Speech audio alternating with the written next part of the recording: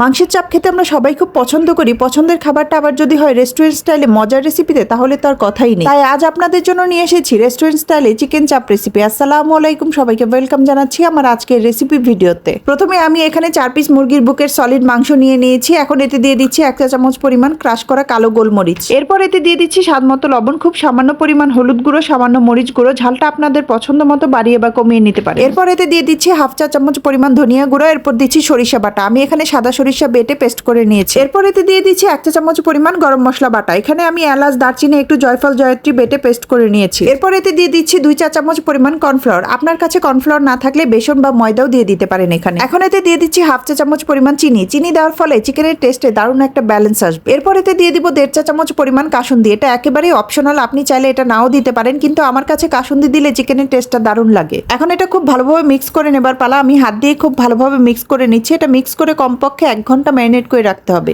আপনার কাছে যদি যথেষ্ট সময় থাকে তাহলে ওভারনাইট ম্যারিনেট করে নর্মাল ফ্রিজে রেখে দিতে পারেন, তাহলে আরো বেশি ভালো হয়। এখন প্যানে সামান্য পরিমাণ তেল দিয়ে ম্যারিনেট করা চিকেনগুলো এর মধ্যে দিয়ে দিন। আপনি চাইলে এতে ফুড কালার ইউজ করতে পারেন, তাহলে কালারটা আরো ভালো আসবে, কারণ বেশিরভাগ রেস্টুরেন্টেই কিন্তু ফুড কালারটা ইউজ করে। কিন্তু আমার কাছে যেহেতু খাবারে কোনো কালার অ্যাড করা পছন্দ না, তাই আমি এখানে কোনো কালার ইউজ করি। চিকেনের এপাশটা আর ওপাশটা অনেকটা পোড়া পোড়া ভাবে ভেজে নিয়ে আমি সবগুলো চিকেন একে একে তুলে নিব। এখন ভাজা চিকেনগুলো আমি ছোট ছোট পিস করে নেব। সাইজটা একদমই আপনাদের পছন্দ মতো ছোট বা বড় করে নিতে পারেন। আমার চিকেনগুলো পিস করা হয়ে গেছে। এখন প্যানে সামান্য তেল দিয়ে এতে পেঁয়াজ কুচি আর কাঁচামরিচ কুচি দিয়ে একটু সামান্য ভেজে নেব, যাতে এগুলোর কাঁচা গন্ধটা চলে যায়। পেঁয়াজ আর কাঁচামরিচটা একটু ভেজে নিয়ে এতে দিয়ে দেবো কেটে রাখা ক্যাপসিকাম। আপনি চাইলে এখানে বিভিন্ন ধরনের ক্যাপসিকাম বা টমেটো ইউজ করতে পারেন। এরপর এতে দিয়ে দিব 1 চা চামচ পরিমাণ টমেটো কেচাপ আর 1 চা চামচ পরিমাণ সয়া সস। খুব ভালোভাবে মিক্স করে নেব। আমি এখানে 1 চা চামচ পরিমাণ টমেটো কেচাপ দিয়েছি। আপনি চাইলে টমেটো কেচাপের পরিমাণ আর একটু বাড়িয়েও নিতে পারেন, কারণ টমেটো কেচাপের সাথে চিকেনের টেস্টটা খুব ভালো আসে। এখন এতে আগে থেকে ভেজে টুকরো করা চিকেনগুলো এর মধ্যে দিয়ে দিব। সবসময় তো আর বাইরে গিয়ে খাওয়া সম্ভব হয় না, তা চাইলেই মাঝে মধ্যে বাসায়ও তৈরি করে নিতে পারেন রেস্টুরেন্ট স্টাইলে এই চিকেন চাপ। বড়দের পাশাপাশি বাচ্চাদেরও খুব পছন্দ হলো চিকেন। চিকেন হচ্ছে প্রোটিনের দারুণ একটা উৎস। মাসল বিল্ড আপের ক্ষেত্রে চিকেন ডায়েট খুবই গুরুত্বপূর্ণ। চিকেনের সব রেসিপিই খেতে ভালো হলেও কিছু রেসিপি হয় দুর্দান্ত। তার মধ্যে একটা হলো চিকেন চাপ। গরুর চাপের পাশাপাশি চিকেন চাপগুলো এখন বেশ জনপ্রিয় রেস্টুরেন্টগুলোতে। খুব ভালোভাবে মিক্স হয়ে গেলে এখন উঠিয়ে নিয়ে সার্ভিং ডিশে ঢেলে নিব।